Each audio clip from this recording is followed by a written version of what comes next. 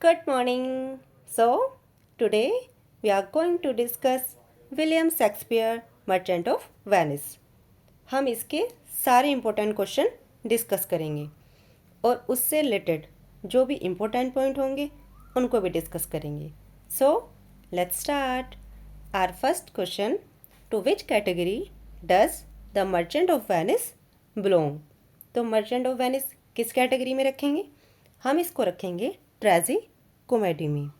Okay, ये माना जाता है कि ये लिखा गया था बिटवीन 1596 एंड 1598. इनके आसपास ये प्ले लिखा गया था. Where is Portia's house situated? तो हमें बताना है कि पोर्शिया का घर कहाँ पे था. तो उसका घर था वेलमोंट में. आपको इस प्ले से रिलेटेड इस प्ले की दो सेटिंग याद रखनी है, एक तो वेलमोंट और एक Venice. Okay, next one, where does the learned doctor Bellario live? Bellario कहाँ रहता है? अब हमें ये बताना है कि विलेरियो कहाँ रहता है और विलेरियो था कौन, ये भी तो डिस्कस करेंगे ना. तो विलेरियो रहता तो है पडुआ में, ये तो आप याद कर लो. एक पॉइंट ये है कि जो विलेरियो है ये था कौन, तो ये पोर्शिया का कज़न है. पोर्शिया डिस्गाइज करके वलेरियो के मतलब इसकी जगह ही वकील बन के जाती है to save the life of Antonio. कहाँ पे? कोर्ट में. ये आपको पता ही होगा, आपने थोड़ी समरी तो पढ़ी रखी होगी ना इसकी. लेकिन जो ये करेक्टर है वलेरियो, ये कभी ऑन स्टेज अपीयर नहीं होता प्ले में. बस हमें पता होता है कि वलेरियो एक करेक्टर है जो कि पोर्शिया का कज़िन है और इसकी जगह इसी को रिप्लेस करके डिस्गाइज करके पोर्शिया कोर्ट में जाती है. Okay, next one, who is first of Portia sweater? अब सबसे पहले बताना है पोर्सिया का सूटर कौन है. तो ऑप्शन के अकॉर्डिंग देखते हैं. पोर्शिया के कई सूटर आते हैं. एक वो उसका जो फादर है वो एक विल बनाता है. विल ये थी कि जो 3 कास्केट थी, गोल्ड, सिल्वर और लेड, उसमें से एक कास्केट चूज करनी थी. और जो व्यक्ति सही गैस कर लेता, सही कास्केट को चूज़ कर लेता, वो पोर्सिया का हाथ जीत लेता. किसके लिए? शादी के लिए. बट जो इनकरेक्टली चूज करने वाला था उसको कसम खानी थी कि वो नेवर टू मैरी एनीवन, वो कभी किसी से कोई शादी नहीं करेगा. ओके, अब हमें देखना है पोर्सिया का सूटर. ऑप्शन देख लेते हैं, option C and option D. Just a second. Napoleon, princess और नन ऑफ दीज. तो हमें क्या बताना है? First of Portia's suitor. तो हम जाते हैं ऑप्शन नंबर सी पे, द नेपोलियन प्रिंसेस. मैं आपको वन बाई वन सारे करेक्टर बताऊंगी कि कौन कौन पोर्शिया का हाथ मांगने के लिए, मतलब उससे शादी करने के लिए कास्केट चूज करने आते हैं. जहाँ जहाँ क्वेश्चन में आएगा उसके अकॉर्डिंग ही बैकग्राउंड देखते चलेंगे. What is the name of Bassanio's man servant? तो हमें बताना है कि वसेनियो के मैन सर्वेंट का नाम क्या है. अब सबसे पहले बात देख करते हैं ग्रेशोनियो की. ग्रेशोनियो कौन था? ये उसी का फ्रेंड होता है जो उसके साथ आता है. किसके साथ? वसेनियो के साथ. जब वो पोर्सिया से शादी करने के लिए 3 कास्केट चूज करने आता है ना, तो वो उसी को ज्वाइन करता है, उसी को वहाँ पे कंपनी देता है. अब बात करते हैं लोरेंजो की. लोरेंजो कौन था? लोरेंजो क्रिश्चियन है जिसके साथ साइलोक की बेटी जेसिका जो है वो उसके साथ भागती है. और जेसिका क्या है? जू है. तो इसी वजह से बाद में काफ़ी बड़ा एक मैटर बनता है, वो हम बाद में डिस्कस करेंगे. अब हम पहले देखते हैं कि वसेनियो का मैन सर्वेंट कौन है. तो फिर ऑप्शन के अकॉर्डिंग कौन हुआ? लियोनार्डो हुआ. Okay, who brings Bassanio the news that all of the Antonio ship have founded on merchant of marring rocks? तो हमें बताना है कि वसेनियो के पास कौन ये न्यूज़ लाता है कि जो एंटोनियो के सारे जहाज़ हैं वो फाउंडेड मिल गए हैं. तो ये न्यूज़ कौन लाता है? ये लाता है सलेरियो. अब सलेरियो कौन है? एक मैसेंजर होता है, वेनिस का एक मैसेंजर होता है. अच्छा, जो ये सलेरियो है ना, ये वही है. कौन? जो आपने प्ले की समरी पढ़ी होगी तो शुरू में जो है दिखाते हैं कि एंटोनियो बहुत सैड है. तो प्ले की शुरुआत में यही गैस करता है कि एंटोनियो सैड क्यों है. ओके, और ये जो जहाज़ की बात चल रही है वो क्या है? वो ये है कि एंटोनियो के जो शिप हैं वो खो जाते हैं। अब जो प्ले की शुरुआत में, अब आपने समरी पढ़ी होगी, मैं यहाँ सारी समरी कैसे बताऊँ, थोड़ा बता देती हूँ। तो जो ये प्ले में शुरुआत में ही आपने देखा होगा कि जो वो 3000 डकेट्स थे, वो जो पैसे थे वो वापस करने थे, जो साइलोक ने एंटोनियो से जो एंटोनियो ने साइलोक से लिए थे, गारंटर बन के उधार लिए थे। किसके लिए? वसेनियो के लिए, ताकि वो जो पोर्शा है उसको मतलब उसको कन्विंस कर सके, उसको मतलब इम्प्रेस कर सके टू गेट मैरिड, शादी करने के लिए। लेकिन जो सिप हैं उसके वो खो जाते हैं, वो नहीं मिलते। और तभी उसके बाद क्या बनता है हमारा ट्रायल सीन इस प्ले का। तो ये उन्हीं जहाज़ की बात चल रही है। ओके ओके, नेक्स्ट वन देखते हैं। By what name was the exchange of Venice known? तो किस नाम से जाना जाता है? तो वो जाना जाता है रियाल्टो के नाम से। रियाल्टो क्या है? एक सेंट्रल एरिया है वेनिस की, जो मतलब फाइनेंशियल और कमर्शियल हार्ट है सिटी का। तो हमारा आंसर क्या हुआ? Rialto. Which of the casket has the inscription who choose me shall gain what many man desire? अब ये आपको याद रखना है कि किस कास्केट पे ये अंकित था, ये छपा हुआ था कि जो मुझे चूज़ करेगा शैल गेन, वो पाएगा वॉट मैनी मैन डिज़ायर। तो जो मतलब बहुत सारे लोग क्या करते हैं, जिसकी इच्छा करते हैं। तो ये तो ये बात चल रही है गोल्ड कास्केट की। Okay, Prince of Morocco choose करता है गोल्ड कास्केट, ये भी ध्यान रखना है। क्वेश्चन ये भी बन सकता है कि गोल्ड कास्केट कौन चूज़ करता है? तो प्रिंस ऑफ मोरक्को चूज़ करता है। और उसी पे ये स्लोगन होता है कि who choose me shall gain what many man desire. Which of the casket has the inscription who choose me shall get as much as he deserve? तो कौन सी कास्केट पे ये लिखा हुआ था कि जो मुझे चूज़ करेगा वो उतना ही पाएगा जितना वो डिज़र्व करता है? तो ये लिखा हुआ था सिल्वर कास्केट पे। 3 कास्केट थी ना, गोल्ड, सिल्वर और लेड। तो ये लिखा हुआ था हमारा, ये स्लोगन था सिल्वर कास्केट पे। और इसे कौन चूज़ करता है? इसे चूज करता है प्रिंस ऑफ एरागोन। ओके, आपको याद रखना है ये वाला पॉइंट कि इसे चूज करता है प्रिंस ऑफ, मैं मेंशन कर देती हूँ यहाँ पे। अब पूरा तो मैं लिख नहीं पाऊँगी, मैं थोड़ा सा मेंशन कर देती हूँ। प्रिंस ऑफ मोरक्को, ये किसने चूज की है? गोल्ड कास्केट, मोरक्को वाले ने। और ये सिल्वर वाली किसने चूज की है? एरागोन। ओके, और जो हमारी मेन है लेड कास्केट, जिससे जिसमें पोर्शे की पिक्चर होती है और वो उसी से उसकी शादी होगी, वो चीज़ करता है हमारा जो मेन करेक्टर है वसेन्यू। नेक्स्ट देखते हैं। Which of the casket has the inscription? किस कास्केट पे ये लिखा होता है कि who choose me must give and hazard all he hath? तो ये हमारी मेन वाली है। कौन सी है? लेड। आपको याद रखना है ये हमारी किस कास्केट की बात हो रही है? लेड कास्केट की। जो लास्ट शूटर है वसेन्यो, वो चूज करता है और विंस पोसिया हैंड। Okay, next one.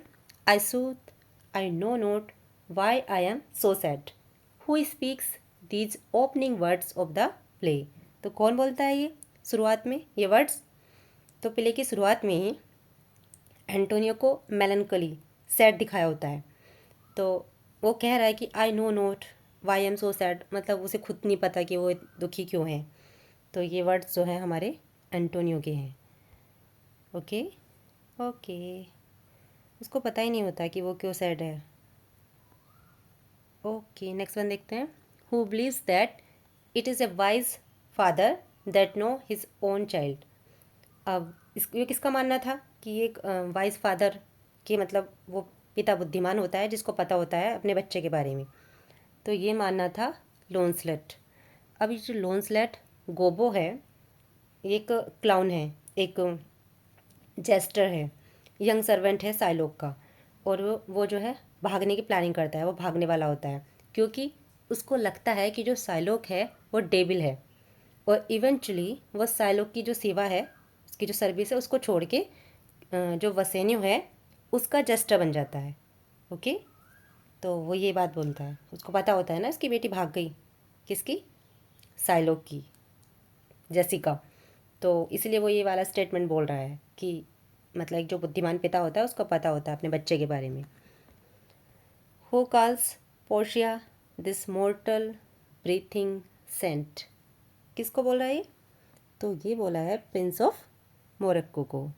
आपको याद रखना है, प्रिंस ऑफ मोरक्को सोच रहा होता है, वो सोचता है, वो डिसाइड करता है कि वो कौन सा बॉक्स खोले, क्या करने के लिए, to win Portia hand. Okay, next देखते हैं। What according to Portia dropped as the gentle rain from heaven, तो हमें इसके बारे में बताना है। तो कौन सी पोर्शिया के according dropped as the gentle rain from heaven. तो ये जो बात चल रही है ना, ये क्वालिटी ऑफ मर्सी की बात चल रही है। ये जो ट्रायल सीन है, मैं आपको यहाँ मेंशन कर देती हूँ, ये बात है हमारी एक्ट 4 ट्रायल सीन जो है हमारा, आपको ये भी याद रखना है क्योंकि इंपॉर्टेंट है, तो याद रख लेंगे। एक्ट 4 सीन फर्स्ट, इसमें जो पोर्शिया डिस्गाइज करे रहती है खुद को एज अ लॉयर, वकील के रूप में, और वो she beg Shylock to show mercy to Antonio. वो चाहती है, वो कहती है कि क्या करो, दया जो होता है वो मतलब भगवान से मिलता है ना हमें गुड। कोई हमें कहे कि दया दिखा दो तो हम नहीं दिखा सकते ना, ये तो खुद से एक होता है कि हम किसी के लिए सिंपैथी फील कर रहे हैं, किसी के लिए हम अपनी काइंडनेस दिखा रहे हैं। तो वो साइलोक से कहती है दया दिखाने के लिए, किस पे, एंटोनियो पे, क्योंकि एंटोनियो वो नहीं दे पाया था ना उसको पैसे वापस, उसके जो सिप थे वो डूब गए थे, और वो एंटोनियो क्या बना था, गारंटर बना था। तो यहाँ पे वही, तो वो इसलिए कह रही है। अच्छा, इस लाइन में कौन सा फिगर ऑफ स्पीच है? अगर हम इसकी बात करें, drop as the gentle rain from heaven, तो यहाँ पे सिमली फिगर ऑफ स्पीच है। लेकिन ये जो साइलोक है ना, ये दुष्ट होता है, फिर भी दया नहीं दिखाता वो। फिर लेकिन पोर्शिया क्या करती है, उसको अपने शब्दों में, उसी के शब्दों में ट्रैप कर लेती है, उसको फंसा लेती है, और सब अपना जो केस है वो सब जीत लेती है, उसको चेंज कर देती है सारा। Okay, next one. Who according to Bassanio is too wild, too rude and bold of voice, तो कौन है ऐसा? तो as I told you, Gratiano, sorry, Gratiano कौन है, याद है ना आपको? ये उसी के साथ आता है, एक टॉकेटिव फ्रेंड है वसेन्यू को, और जो उसी को कंपनी देता है जब वो बेलमोंट आता है। वो अपनी उसे कास्केट चूज करनी होती है ना वसेन्यू को, तो जब वो उसके साथ आता है ना, वो उसको बुक करने के लिए पोर्शिया को, तो तभी उसी के साथ आता है ये, और इसको ना प्यार हो जाता है पोर्शिया की जो कॉन्फिडेंटे है, नैरिशा, उसकी जो आपने देखा होगा प्ले में, समरी पढ़ी होगी, तो पोर्शिया के साथ होती है एक नरेसा, नरेसा उसकी जो भरोसेमंद होती है, तो उसी से उसको प्यार हो जाता है ग्रिसेनियो को। तो इनका भी बाद में एक कपल दिखाया है, ग्रिसेनियो का और नरेशा का। नेक्स्ट क्वेश्चन देखते हैं। Which is the last line spoken by Shylock in the play, तो लास्ट लाइन कौन सी है जो प्ले में बोली गई है साइलोक के द्वारा? तो साइलोक ने बोली है I am not well, send the dead after me. मतलब देखो, साइलोक को पनिश कर दिया है कोर्ट ने, क्या क्यों? क्योंकि for attempting to kill a Venetian citizen. Okay, उसने एंटोनियो को मतलब अटैम्प्ट किया था ना उसको मारने का, उसका एक पौंड फ्लैश चाहिए था, उसने ऐसा बॉन्ड बनाया था कि अगर उसने मतलब वो पैसा नहीं दिया टाइम पे, तो उसको जो है अपनी बॉडी का 1 पौंड फ्लैश देना होगा। तो ये तो डेथ वाली बात हो गई ना, ये तो अटैम्प्ट टू किल हो गया। तो इसीलिए लास्ट लाइन यहाँ पे जब सारी चीज़ें पलट जाती हैं, उसकी बेटी जो जेसिका है वो भी भाग जाती है, तो अब उसके पास बचा ही क्या है, जो उसकी प्रॉपर्टी थी वो भी जब्त कर ली जाती है। तो अब आपको पता ही है, तो लास्ट में बोलता है कि I am not well, send the dead after me. तो ये सब यहीं पे है। अच्छा, जो साइलोक है ना लास्ट में, उसकी जो क्रिश्चियनिटी है उसको भी कन्वर्ट करने के लिए बोला जाता है, तो फिर क्या बचेगा उसके पास, वो यही बोलेगा लास्ट में। नेक्स्ट क्वेश्चन देखते हैं। व्हाट डज द प्रिंस और prince of Arragon find inside the silver casket, तो क्या मिलता है उसको? याद रहे ना आपको कि प्रिंस ऑफ एरागोन ने क्या चूज किया था, सिल्वर कास्केट, तो उसमें उसको मिलता क्या है, the portrait of A blinking idiot, मतलब एक ब्लिंक करता हुआ इडियट का पोर्ट्रेट, उसका चित्र मिलता है, उसका चित्रण, ठीक है। और उस पर लिखा होता है ना, याद है आपको क्या लिखा होता है? Who choose me shall get as much as he deserve. Okay, next देखते हैं। What was the amount of money involved in the bond? तो कितना अमाउंट इन्वॉल्व है उस बॉन्ड में? तो उसमें इन्वॉल्व है हमारा 3000 डकेट्स। जब से मैं बात कर रही हूँ ना इसी की, 3000, तो आपको याद रखना है ये अमाउंट। ओके, मतलब एंटोनियो एज ए गारंटर बन के साइलोक से उधार लेता है और वो वापस नहीं कर पाता। यही तो सीन है ना इसका। For how long was the loan to run?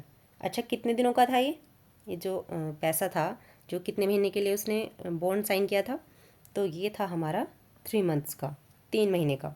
उसको ना 3 महीने में रिटर्न करना था, लेकिन वो उसे मैंने आपको बता दिया कि वो उसे अपने फ्लैश का 1 पाउंड देना होगा अगर he is unable to repay the loan on time. और उसके जहाज़ डूब जाते हैं तो वो वापस नहीं कर पाता, जैसा कि सालोक चाहता था। ओके, नेक्स्ट देखते हैं। What does the disguised Portia take from Antonio in lieu of a money fee for legal service? तो जो डिस्गाइज पोर्शिया होती है वो एंटोनियो से क्या लेती है? मतलब in lieu of money fee for legal service. अब उसने लीगल सर्विस तो दी है ना, केस, उसने उसका केस लड़ा है एंटोनियो की साइड से, मतलब एंटोनियो को जिता भी दिया, तो वो उसके बदले में कुछ फ़ीस लेगी ना। तो वो क्या फ़ीस लेती है ये बताना है। तो वो एंटोनियो से लेती है, ऑप्शन देखते हैं, वो एंटोनियो से लेती है उसके ग्लव्स। ऑप्शन देख लेते हैं। तो हमारा आंसर हुआ ऑप्शन नंबर बी, वो उसके ग्लव्स लेती है। लेकिन उससे तो वो ग्लव्स लेती है, लेकिन जो वसेन्यो है, जो उसी का वो होता है फियोंसे, उससे वो रिंग लेती है। कौन सी रिंग? वही रिंग जो उसने वसेन्यो को खुद दी थी और उससे कहा था कि वो रिंग को कभी खुद से अलग नहीं करेगा, लेकिन वो उसी से वो रिंग मांग लेती है। क्या बन के? अब इस टाइम वो वकील बनी हुई है, तो उसको पता नहीं होता, वो डिस्गाइज करे होती है वसेन्यो को कि ये पोर्शिया है। अब जब वो उससे रिंग मांगती है तो वसेन्यो थोड़ा सा मतलब हेजिटेट होता है, क्योंकि उसको याद आता है कि पोर्शिया ने उसको दी थी और मना किया था कि उसे खुद से अलग नहीं करनी है। लेकिन रिलेक्टेंटली, अनिच्छा से ही, वो उसको अपनी रिंग दे देता है। अब क्यों दे देता है आपको भी पता है, उसने उसके दोस्त की जान बचाई थी एंटोनियो की, तो उसको वही देना पड़ता है जो वो मांगती है।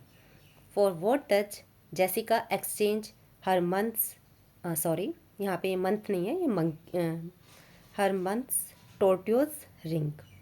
मतलब क्वेश्चन ये है, मैं आपको क्वेश्चन बताती हूँ, इसमें थोड़ा मिसप्रिंट है कि जेसिका क्या एक्सचेंज करती है। जो उसकी टर्क्योज रिंग होती है, जेसिका क्या करती है कि जब वो भागती है ना, तो अपनी माँ की रिंग उठा लाती है। भागते हुए वो अपनी माँ की रिंग लेके आ जाती है। तो वो उसके बदले में क्या लेती है, क्वेश्चन हमारा ये है। तो वो उसके बदले में लेती है एक मंकी। यहाँ पे हमारी स्पेलिंग मिस्टेक लिखी है, मतलब स्पेलिंग एरर है, तो हम इसको ठीक कर देते हैं। मंकी की तो आपको पता ही है। तो वो उससे बदले में क्या लेती है उस रिंग के बदले में मंकी लेती है। तो आपने देखा कि मतलब रिंग के बदले में, इतनी बेसकीमती रिंग के बदले में वो मंकी ले रही है, तो इसका मतलब समझ रहे हो? इसका मतलब वो अपने पिता के सेंटिमेंटल को हर्ट करना चाहती है। जो ट्यूबल है, इसमें करेक्टर आता है ट्यूबल, और जब वो साइलोक को बताता है कि उसकी बेटी जेसिका ने उसकी रिंग के बदले एक मंकी लिया है, तो ये दिखाता है कि जो जेसिका है वो कितना गुस्सा है और कितनी अनहैप्पी है। किसकी वजह से? अपनी स्ट्रिक्ट अपब्रिंगिंग की वजह से। और वो चाहती है कि वो साइलेक को, मतलब अपने पिता को क्या कर सके, हर्ट कर सके। तो इसीलिए वो एक्सचेंज में क्या लेती है, एक मतलब एक पैटी थिंग, एक तुच्छ सी चीज़ मंकी लेती है। Next question. Who believes that Shylock is uncapable of pity and an inhuman wretch? तो कौन कहता है ये? देखते हैं हम अपने ऑप्शन, जस्ट ए सेकेंड। तो ये बात चल रही है साइलोग इज अनकैपेबल ऑफ पिटी, मतलब अनकैपेबल है दया के लिए, एंड एन इनह्यूमन रच। जो ड्यूक ऑफ वेनिस है वो खुद कहता है। ड्यूक ऑफ वेनिस कौन है पता है ना आपको? वो जो जज है जो ये डिसाइड करता है, मतलब जहाँ पे वो कोर्ट वोट चलता है उनका, तो वहाँ पे जो जज है, तो वो ड्यूक ऑफ वेनिस खुद कहता है साइलोक को, an inhuman wretch and unable of pity. देखो, वैसे मैं मानती हूँ कि जो सिंपैथी है वो एंटोनियो के लिए होती है, बट कहीं ना कहीं एक कॉर्नर में सिंपैथी साइलोक के लिए भी तो होती है। अब वो ज्यू है ना, और जब एंटोनियो उसके पास से निकल के जाता है ना प्ले में, तो वो थूक के निकलता है। तो जब वो थूक के निकलता है तो उसके मन में तो उसके लिए ग्रजेस आएंगे ही साइलोक के मन में, और वो उससे बदला भी लेना चाहेगा। और लास्ट में आप देखो क्या होता है कि वो सारे चारों तरफ से साइलोक क्या हुआ है, अपने एनिमी से, अपने दुश्मनों से घिरा हुआ है। तो यहाँ पे चलो, मतलब मैंने तो आपको एक पॉइंट बताया है, लेकिन हमारा आंसर यहाँ पे क्या है, ड्यूक ऑफ वेनिस। ओके, वही समझता है ऐसा। What proportion of Psylocke property is immediately confiscated by the court। confiscated मतलब जब्त कर लिया है साइलोक की प्रॉपर्टी का कितना पोर्शन, तो हाफ पोर्शन उन्होंने जब्त कर लिया। और कुछ बात चल रही होती है कि उसको देंगे, किसको, उसकी बेटी जेसिका को, और उसको बात कहते हैं कि साइलोक को वो करना पड़ेगा, चेंज करना पड़ेगा अपना धर्म। ये सब होता है लास्ट में, ये सब डिसाइड होता है। Who declares that the Duke can not deny the course of law. तो कौन डिक्लेयर करता है, तो ये डिक्लेयर करता है हमारा एंटोनियो। ओके, अब एंटोनियो क्या मतलब है इस लाइन का, the Duke can not deny the course of law. जो सेलेनियो है वो कोशिश करता है रीएश्योर करने की, मतलब एंटोनियो को रीएश्योर करता है वो, कि जो ड्यूक है ना वो कभी अलाउ नहीं करेंगे साइलोक को to collect his pound of flesh, कि वो उसके मांस का मतलब वो ले ले, 1 पाउंड ले ले। लेकिन एंटोनियो क्विकली उसको कहता है कि जो उसका फ्रेंड है ना, मतलब यही, वो उसको बताता है, उसको जवाब देता है कि ही इज़ मिस्टेकन, वो गलत समझ रहा है। ड्यूक जो है कभी जो लॉ है, उस जो हमारा नियम बना हुआ है उसको डिनाई नहीं करेंगे। और आपको पता ही है एंटोनियो ने बॉन्ड पे साइन किए तो थे ना, तो फिर वो तो जो साइलोक है वो तो रूल के अकॉर्डिंग ही जा रहा है, उसने साइन किए थे 1 पाउंड फ्लैश के, तो फिर वो कैसे मना कर देंगे जो ड्यूक है। अगर वो इसके अगेंस्ट जाते हैं जो नियम है, तो क्या होगा फिर, जो फॉरेन मर्चेंट है वो अपना कॉन्फिडेंस खो देंगे जस्टिस ऑफ वैनिश में, वैनिश के जस्टिस में अपना कॉन्फिडेंस खो देंगे। कि मतलब जब यहाँ पे जो सही है, जो सही डिसीजन होता है, आपको पता ही है फ्रॉम द बिगनिंग, मतलब शुरुआत से ही जो हमारा कोर्ट है वो किसके आधार पे चलता है, सबूतों के आधार पे।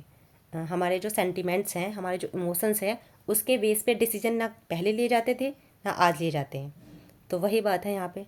तो जो ड्यूक है यही बात है कि एंटोनी यही कह रहा है कि जो ड्यूक है वो क्या नहीं कर सकते, can not deny the course of law.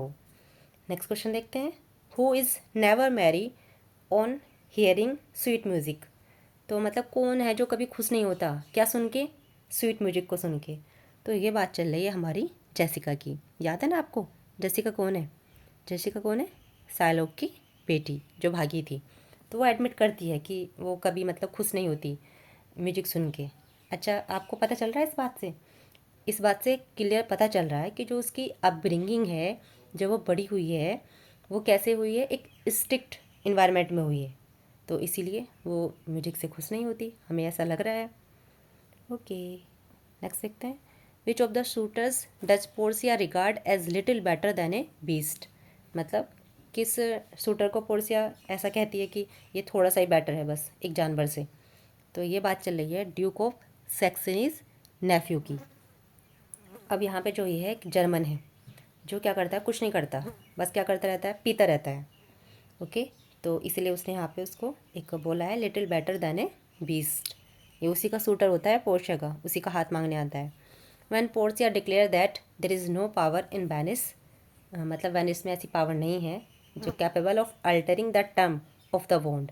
वो डिक्लेयर करती है कि जो मतलब जो बॉन्ड पे साइन हो चुके हैं वो उसको अल्टर कर दे, बदल दे, ऐसा मतलब कैपेबल बना दे।